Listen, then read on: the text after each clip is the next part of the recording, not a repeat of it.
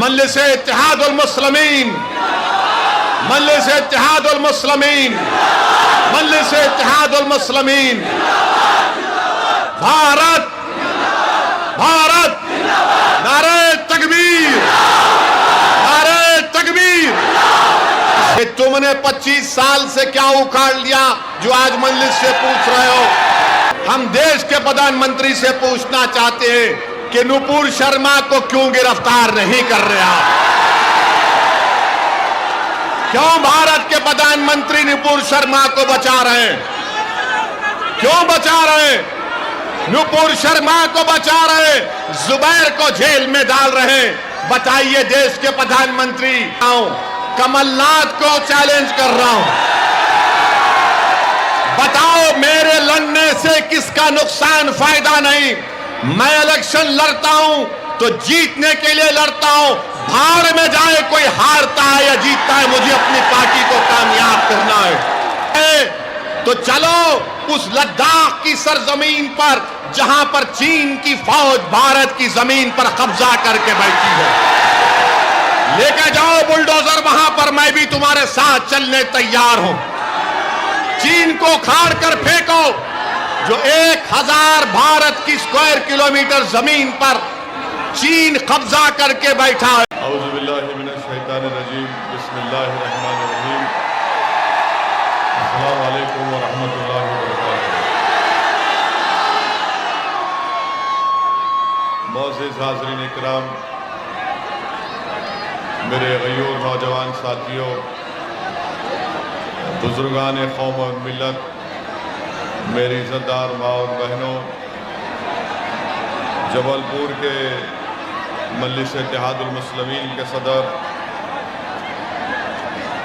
मोहम्मद जावेद अमान साहब, general secretary Sumer खां साहब, secretary Sarfaraz खां साहब, मैं आप तमाम का बेहद शुक्रगुजार हूँ कि आपने अपना कीमती वक्त निकाल कर आज के इस बल्दी इंतखाबात के इंतखाबी जलसे में शिरकत की।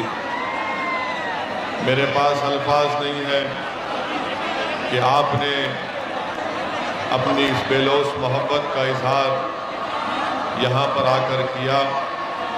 मैं जबलपुर की आवाम को सलाम करता हूँ, आपका शुक्रिया अदा करता हूँ।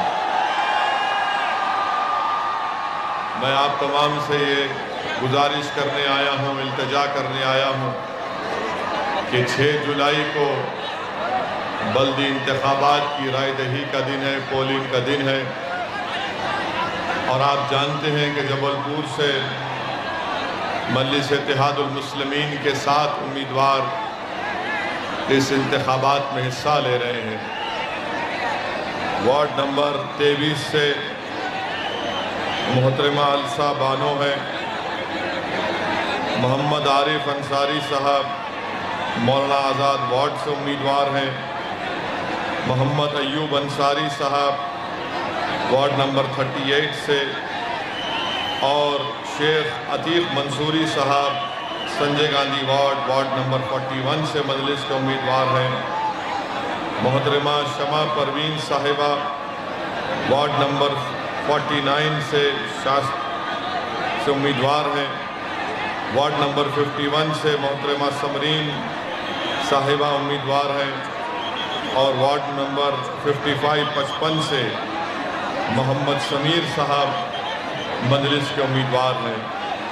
मेरी आप तमाम से गुजारिश है कि 6 जुलाई के दिन आप तमाम हजरात सुबह के अवलीन सातों में अपने घर से निकलकर मजलिस-ए-इत्तेहादुल मुस्लिमीन के उम्मीदवार का इंतखाबी निशान पतंग है, पतंग के निशान पर आप वोट डालकर जबलपुर में एक सियासी इनकलाब आपको बर्पा करना है।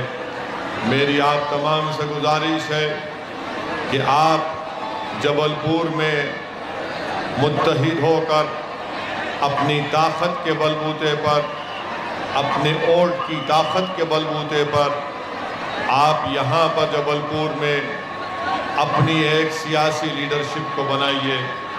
मैं यहाँ पर जबलपुर को इसलिए आया हूँ ताकि आपकी सफ़ों से आपका कोई नेता बनाया जाए। मैं जबलपुर को यहाँ पर अपने लिए नहीं आया हूँ, बल्कि इसलिए आया हूँ कि आप एक सियासी ताकत बनकर उभरे। मेरी आपसे गुजारिश है कि आप मेरी इस बात का संजीदगी से गौर करिए। और आप जानते हैं कि मध्य प्रदेश में मुस्लिम अक़लियत की, अल्पसंख्यक समाज की एक सियासी लीडरशिप नहीं है।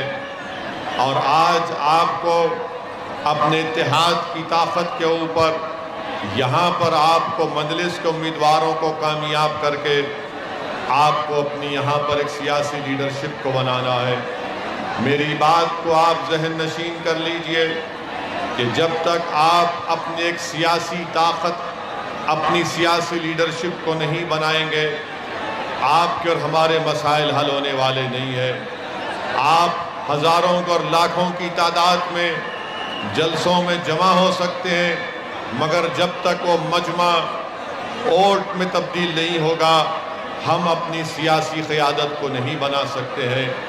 मैं आपसे गुजारिश करने आया हूँ मेरे अजीज़ दोस्तों कि आप अपना एक एक वोट अपनी क़यादत को बनाने के लिए, आपकी लीडरशिप को बनाने के लिए यहाँ पे मजलिस के साथ उम्मीदवारों को कामयाब करिए।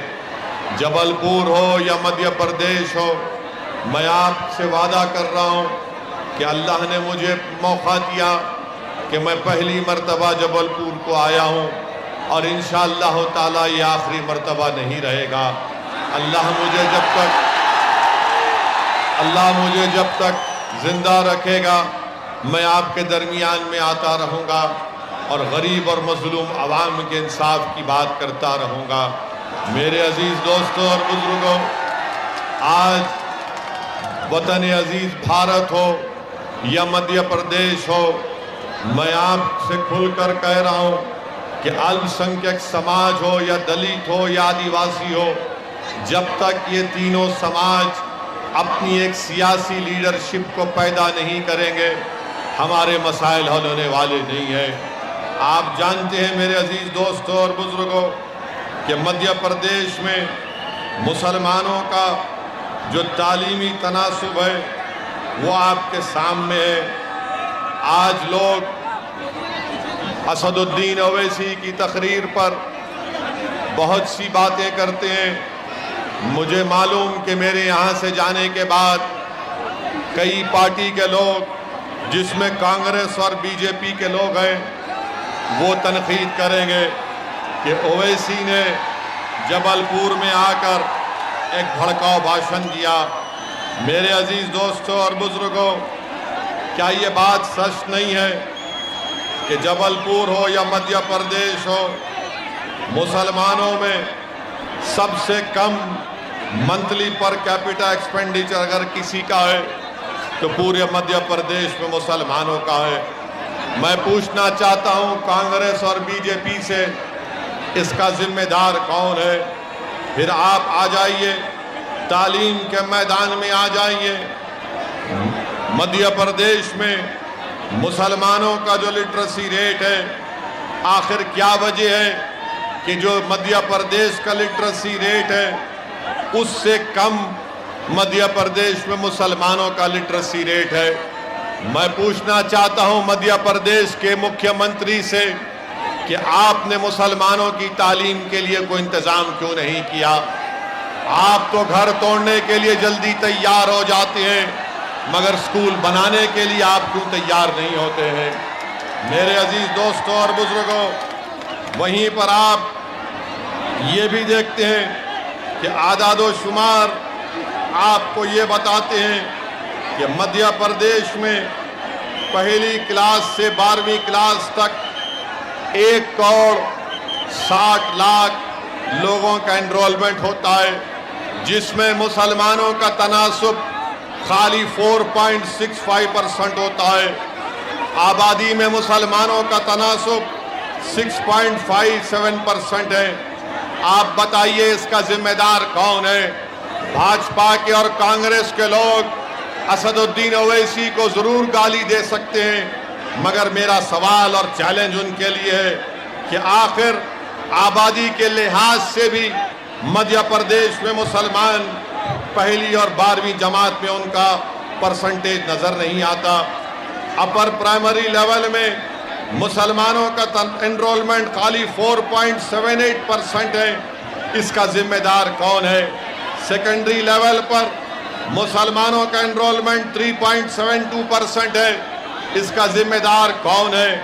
मेरे अजीज दोस्तों और बुजुर्गों, ये जो डेटा मैं आपके सामने रख रहा हूं, ये मेरा नहीं, गवर्नमेंट ऑफ इंडिया का डेटा है, स्टेट गवर्नमेंट का डेटा है। फिर आप आ जाइए कि all India survey of higher education में ये कहा गया कि जो डिप्लोमा, डिग्री, पीएचडी लेवल है, मध्य प्रदेश में 21,80,000 लोग इसमें एनरोल है। मुसलमान सिर्फ 44,290 के करीब है, यानी सिर्फ 2% के करीब है। ड्रॉप आउट रेट सबसे ज्यादा मुसलमानों में है। आप बताइए इसका जिम्मेदार कौन है? मेरे अजीज दोस्तों और बुजुर्गों, इसीलिए मैं आपसे अर्ज करने आया हूं कि जब तक आप एक सियासी ताकत नहीं बनकर उभरेंगे, आप अपने मसाइल को हल नहीं करने वाले हैं। मैं आपसे गुजारिश ये करने आया हूं कि आपको डरने और घबराने की जरूरत नहीं है। अगर आप इत्तेहाद पैदा करेंगे, मुत्तहिद हो जाएंगे, तो आप जानते हैं कि आपके मसाइल हल हो सकते हैं। मुझे अभी बताया गया कि मोतीलाल वार्ड में वहां पर गवर्नमेंट ने घरों की स्कीम बनाई और वहां के मुकामी लोकल नेताओं ने गरीबों से पैसा लूटकर उनको घर दिलाया। अब बीजेपी की सरकार 450 घर से वहां से गरीबों को निकाल दिया है। मैं पूछना चाहता हूं उन नेताओं से जो गरीबों का खून चूस कर उनको घर तो धोखे से दिला दिया, मगर आज भाजपा की सरकार ने मोतीलाल वार्ड से उनको अपने घरों से महरूम कर दिया। मेरे अजीज दोस्तों और बुजुर्गों, मैं आपको ये बताने आया हूं कि आपको एक सियासी कुव्वत बनना है। आपको डरने और घबराने की जरूरत नहीं है। आपने बरसों से कांग्रेस पार्टी को वोट दिया। जो नौजवान अगर 2002 में पैदा हुआ, उसने सिर्फ भाजपा की सरकार मध्य प्रदेश में देखी, मगर आज मजलिस इत्तेहादुल मुस्लिमीन की मुखालिफत में बराबर भाजपा भी है और कांग्रेस भी है। और कांग्रेस का हमेशा इल्जाम कि मजलिस इत्तेहादुल मुस्लिमीन वोट डिवाइड करती है। मैं कांग्रेस के जिम्मेदारों से पूछना चाहता हूं, मैं मोहतरम कमलनाथ से पूछना चाहता हूं, मैं वो दिग्गज राजा से पूछना चाहता हूं कि बताओ, यहां पर पिछले विधानसभा के चुनाव में मध्य प्रदेश की जनता ने कांग्रेस को सत्ता दी, तो कांग्रेस के 20 से ज्यादा विधायक क्यों कांग्रेस को छोड़कर भाजपा में चले गए? कांग्रेस का बहुत बड़ा नेता जिसका नाम सिंधिया है, वो कांग्रेस को छोड़कर भाजपा में चले गए। अगर तुम्हारे 20-20 विधायक कांग्रेस को छोड़कर भाजपा में चले जाते हैं, अगर सिंधिया कांग्रेस को खुदाफिज कहकर मोदी के गोद में बैठकर चाय पीती है, तो बताओ इसका जिम्मेदार कौन है? इसका जिम्मेदार ओवैसी है या इसका जिम्मेदार कमलनाथ और कांग्रेस पार्टी है? मेरे अजीज दोस्तों और बुजुर्गों, मेरी इस बात को जहन नशीन कर लीजिए कि आप में इतनी ताकत नहीं है कि आप किसी पार्टी को सत्ता में आने से रोक सकते हैं। आप में इतनी ताकत जरूर है कि अगर आप मुत्तहिद हो जाएंगे तो आप अपने वोट से, अपने सियासी शऊर की बुनियाद पर मजलिस इत्तेहादुल मुस्लिमीन के नुमाइंदों को यहां पर कॉरपोरेटर भी बना सकेंगे, यहां से उनको विधानसभा में एमएलए बनाकर भिजा सकेंगे। लोग पूछते हैं कि मजलिस का अगर उम्मीदवार जीत जाएगा तो क्या होगा? मैं उनसे कहता हूं कि तुमने 25 साल से क्या उखाड़ लिया जो आज मजलिस से पूछ रहे हो? तुमने क्या कौन सा काम किया बताओ हमको? सिर्फ वोट हासिल करते हैं, और वोट हासिल करने के बाद यही कमलनाथ का एक वीडियो आया था असेंबली या पार्लियामेंट के इलेक्शन में, कमलनाथ कह रहे थे, मुसलमानों से कह रहे थे कि आप खामोश हो जाओ, आप खामोश हो जाओ। आज असदुद्दीन ओवैसी जबलपुर को आकर आपसे कह रहा है कि खामोश नहीं रहना है, शोर मचाना है, आवाज उठाना है।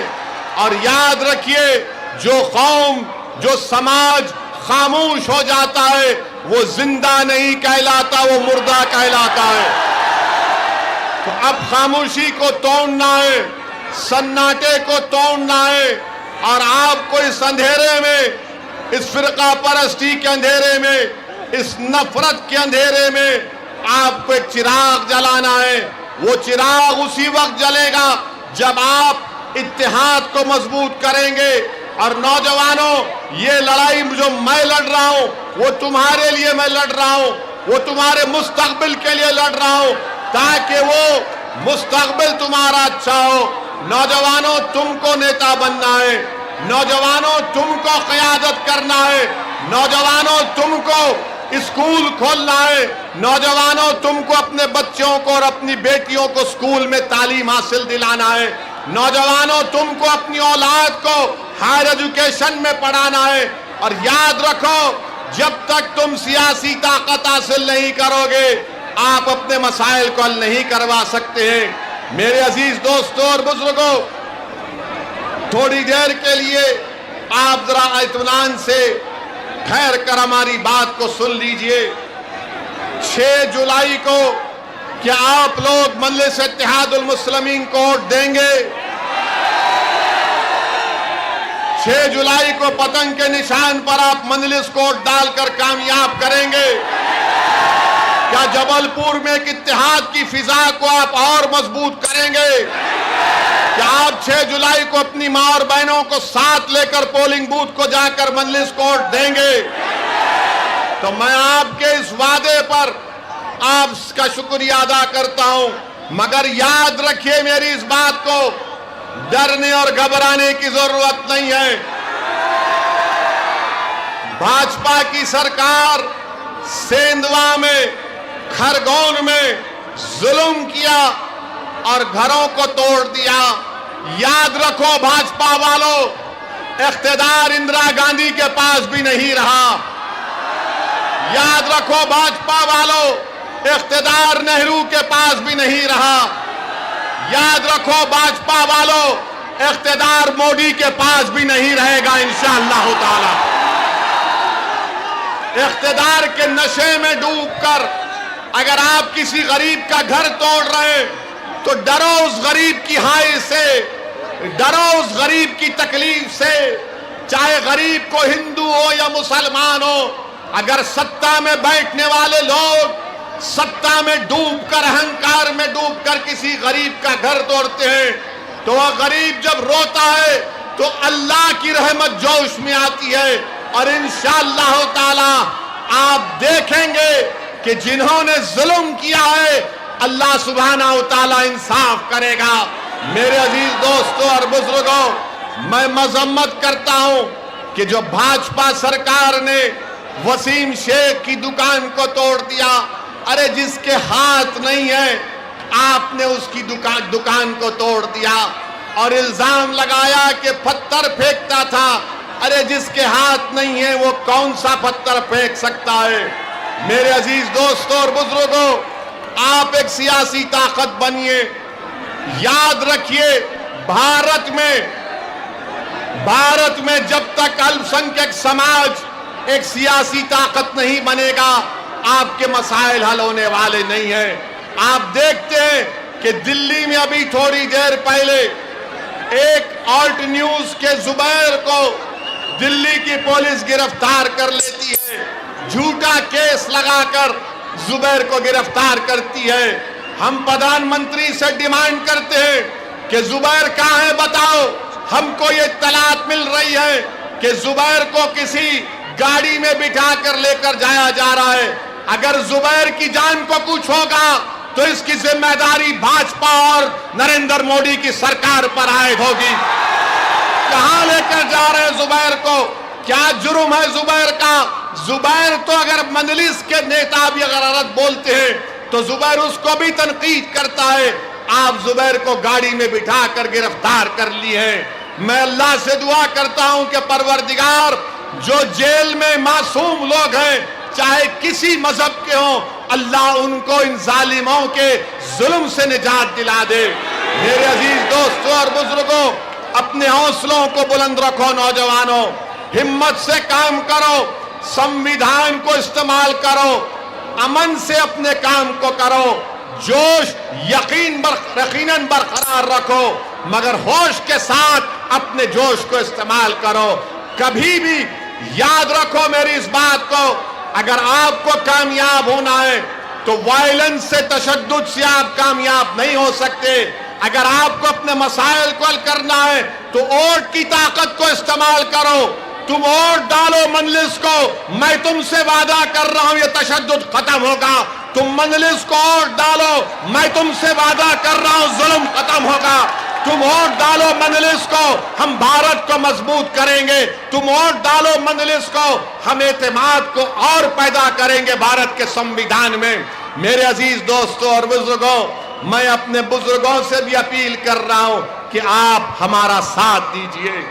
अगर मैं गलत हूं तो मुझे सही करो आप, अगर मैं गलत बोलता हूं तो मुझे टोको आप, मगर याद रखिए अब कांग्रेस पार्टी में दमखम नहीं रहा। अब कांग्रेस पार्टी में दमखम नहीं रहा। अब कांग्रेस पार्टी नहीं आने वाली है, याद रखो मेरी इस बात को आप।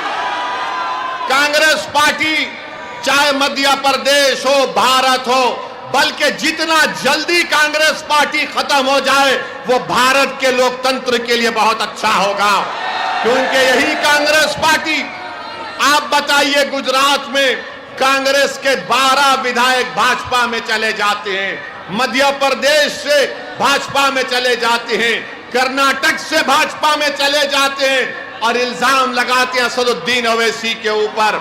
अरे इल्जाम लगाने से पहले अपने गिरेबान में झांक कर देख लो कि तुमने क्या किया। अगर आज मध्य प्रदेश में मुसलमान परेशान है, आदिवासी परेशान है, दलित परेशान है, तो इसकी बहुत बड़ी जिम्मेदारी कांग्रेस पार्टी पर आयद होती है। यहां पर भी कांग्रेस का नेताएं हैं, आप तैयार हो जाइए कि हमारे जाने के बाद कल से ये लोग शुरू कर देंगे प्रोपेगेंडा। अरे ओवैसी की बातों में मत आओ, ये वोट काटने के लिए आया है। मैं कांग्रेस के नेताओं को चैलेंज कर रहा हूं, कमलनाथ को चैलेंज कर रहा हूं, बताओ मेरे लड़ने से किसका नुकसान फायदा नहीं। मैं इलेक्शन लड़ता हूं तो जीतने के लिए लड़ता हूं, भाड़ में जाए कोई हारता है या जीतता है, मुझे अपनी पार्टी को कामयाब करना है। कब तक हम गुलामी करेंगे इन पार्टियों की? क्या आप कांग्रेस के गुलाम हैं? क्या आप मोदी से डरते हैं? तो फिर अगर भारत से मोहब्बत है आपको, भारत से मोहब्बत है आपको, तो फिर जब मोहब्बत है तो उठो नौजवानों, मुत्तहिदा तौर पर मजलिस को कामयाब करो अपने कैकोट से। 6 जुलाई के दिन जबलपुर के आसमानों में कुछ नजर नहीं आना सिवाय पतंग के नजर आना चाहिए। जब आप अपनी पार्टी को वोट डालेंगे तो दुनिया देखेगी और मानेगी और लोग कहेंगे कि मजलिस फिरका परस्ती की बात करती है। मैं आपसे पूछना चाह रहा हूं, भाजपा हो या कांग्रेस हो, जात और बरादरी देकर टिकट दिया जाता है तो उसमें कोई सेकुलरिज्म की बात, उसमें कोई एतराज नहीं है। मैं किसी मजहब का खिलाफ था ना कभी हूं, मैं अपने हिंदू भाइयों का खिलाफ था ना कभी रहूंगा। मुझे फिक्र और तकलीफ इस बात की है कि भारत का ये मुसलमान जिसके बुजुर्गों ने देश की आजादी में अपना सब कुछ लुटा दिया, तुम आज अगर खड़े हो तो तुम बरकतुल्लाह रहमतुल्लाह लेके जानशीन हो। कौन बरकतुल्लाह? जिसने अफगानिस्तान में बैठकर अंग्रेजों के खिलाफ हुकूमत बनाई थी। मेरे अजीज दोस्तों और बुजुर्गों, आज आपको अपने भारत को मजबूत करना है। और भाजपा के लोग ओवैसी के भाषण पर बहुत कुछ बोलेंगे। हम देश के प्रधानमंत्री से पूछना चाहते हैं कि नुपुर शर्मा को क्यों गिरफ्तार नहीं कर रहे आप? क्यों भारत के प्रधानमंत्री नुपुर शर्मा को बचा रहे हैं? क्यों बचा रहे हैं? नुपुर शर्मा को बचा रहे, जुबैर को जेल में डाल रहे हैं। बताइए देश के प्रधानमंत्री, आपने तो इमरजेंसी को कंडेम किया था, मगर ये क्या हो रहा है हमारे देश में? ये क्या हो रहा है हमारे देश में? मेरे अजीज दोस्तों और बुजुर्गों, ये भाजपा के लोग ओवैसी पर बड़ी बड़ी तनकीद करते, गरीबों के घर पर बुलडोजर ले जाकर तोड़ते।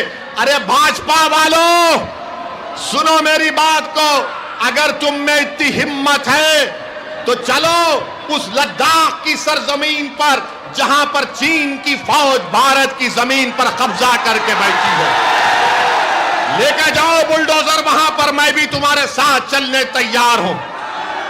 चीन को खाड़ कर फेंको, जो 1000 भारत की स्क्वायर किलोमीटर जमीन पर चीन कब्जा करके बैठा है। 2 साल से चीन कब्जा करके बैठा है, मगर हमारे देश के प्रधानमंत्री चीन की बात नहीं करते, चीन का नाम लेने से डरते हैं। आज अखबार में आया कि चीन अपनी फौज जहां पर हमारी जमीन है वहां पर एयरपोर्ट बना रही है, वहां पर फौज को मजबूत कर रही है। भाजपा वालों, कभी चीन की भी तो बात कर लो। तुमको मुझसे बड़ी मोहब्बत है, मैं जानता हूं, मगर इतनी मोहब्बत देश से भी तो करो। चीन के खिलाफ बोलो, मगर चीन के खिलाफ बोलने से कतराते हैं। मगर इंशाअल्लाह ताला मेरे अजीज दोस्तों और बुजुर्गों, आपका बेहद शुक्रिया कि आज आप इस जलसे आम में शिरकत की है। आप मजलिस को कामयाब करिए। मैं आपसे वादा कर रहा हूं कि यहां पर मजलिस इत्तेहादुल मुस्लिमीन तालीम के मैदान में काम करेगी, आपके बच्चों के स्कूल का इंतजाम करेगी, हमारे बेटियों के लिए कॉलेज में जाने का इंतजाम करेगी। जिन वार्डों में, जिन बल्दी हलकों में तरक्याती काम नहीं हुए, इंशाअल्लाह ताला उन डेवलपमेंट के काम को हम करेंगे। आपने बरसों कांग्रेस पार्टी को वोट दिया। मैं आपसे अपील करने आया हूं कि एक मर्तबा मजलिस को थाम लीजिए, एक मर्तबा मजलिस को अपनी आवाज बनाइए, एक मर्तबा मजलिस को ताकत दीजिए, ताकि मध्य प्रदेश में आपकी वोट की अहमियत मालूम हो सके, ताकि मजलूमों को उनको इंसाफ मिल सके। नौजवानों, अपने बुजुर्गों को समझाओ, ये लड़ाई हम तुम्हारे मुस्तकबिल के लड़ रहे हैं। नौजवानों, ये लड़ाई तुम्हारी है। आज आपको आगे बढ़कर अपनी पार्टी को मजबूत करना है। मेरी आप तमाम से फिर से अपील है कि 6 जुलाई के दिन पतंग के निशान पर वोट लगाकर इन 7 उम्मीदवार को कामयाब करिए। क्या आप इन 7 उम्मीदवार को कामयाब करेंगे इंशाअल्लाह? क्या पतंग के निशान पर वोट डालेंगे आप लोग? क्या आप अपने पूरे घर के अफराद या खानदान को लेकर पोलिंग बूथ को जाएंगे? तो आपकी जिम्मेदारी है। ये 7 मजलिस के उम्मीदवार नहीं है, यहां पर जितने लोग हैं आप तमाम मजलिस के उम्मीदवार हैं, आप तमाम मजलिस के प्रत्याशी हैं। आपका घर मेरा घर है, आपका बेटा मेरा बेटा है, आपका भाई मैं भी आपका भाई हूं। आप हमारी सरपरस्ती करिए। बुजुर्गों से अपील कर रहा हूं कि आप मजलिस को पलने और फूलने दीजिए। मजलिस की आप उसके सफर को लेकर आगे बढ़िए। फिर से आप तमाम का शुक्रिया कि आज आप यहां पर आए, आपका बेइंतहा शुक्रिया। इंशाअल्लाह ताला हम फिर से आएंगे जबलपुर को, और जल्दी आएंगे ताकि आपसे और तफसीली गुफ्तगू हो सके। 6 जुलाई को पतंग के निशान पर वोट देकर मजलिस को कामयाब करिए। मजलिस इत्तेहादुल मुस्लिमीन, मजलिस इत्तेहादुल मुस्लिमीन, मजलिस इत्तेहादुल मुस्लिमीन। भारत भारत, नारे तकबीर, नारे तकबीर। अस्सलाम वालेकुम व रहमतुल्लाहि व बरकातहू। मिल्लत टाइम्स को आपकी ज़रूरत है, हमारी आप माली मदद करें।